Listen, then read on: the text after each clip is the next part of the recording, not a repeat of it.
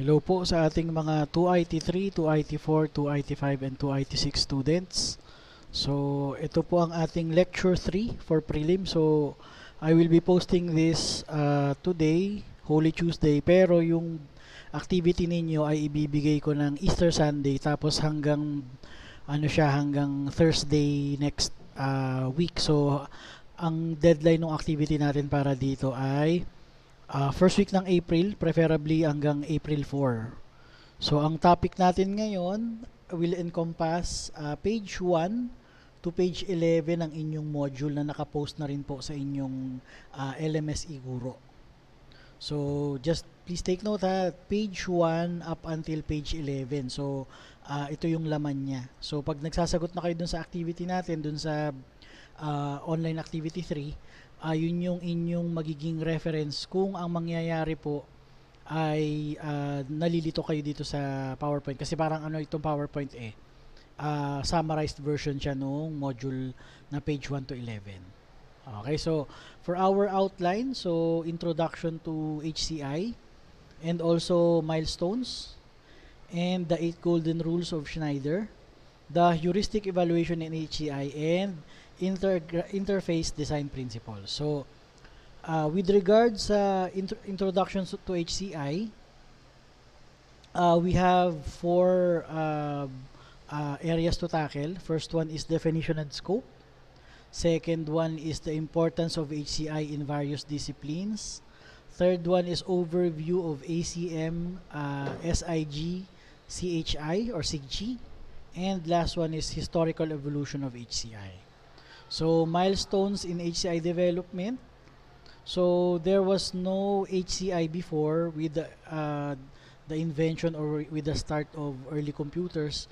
It only became apparent nung recently na. Kasi halimbawa, meron tayong computer-assisted technologies, tas meron naman tayong augmented reality, and we also have yung artificial intelligence. Ngayon lang po nagiging prevalent yung kung ano man yung mga ginagawa ng human-computer interaction. Kasi before, mapagalaw mo ang mouse, automatic may HCI na. Mag-type ka sa keyboard, automatic may HCI na.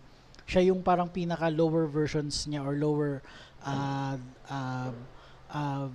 ni versions lower qualities niya. Yung ngayon kasi pag sinabi mong human computer interaction, literal na meron talagang mangyayari between the user and the machine. Okay? And then next natin, Schneider's rules, meron tayong guidelines niya. And also there are 8 rules in interface design, and also good and bad interface designs we can differentiate. And there are also benefits of using Schneiderman's rules. So with regards naman po sa ating heuristic evaluation in human-computer interaction, there is a definition and purpose of heuristic evaluation, incorporating usability principles in design, Nielsen's 10 heuristic principles, and application of heuristic evaluation in interface assessment. So we have 4 as well. And next, we have interface design guidelines. So we have 3 subcategories. So first one is general interaction guidelines. Second is information display guidelines. And the third one is data entry guidelines. And we also have specific recommendations for general interaction, and best practices for information display, and also guidelines for effective data entry in HCI.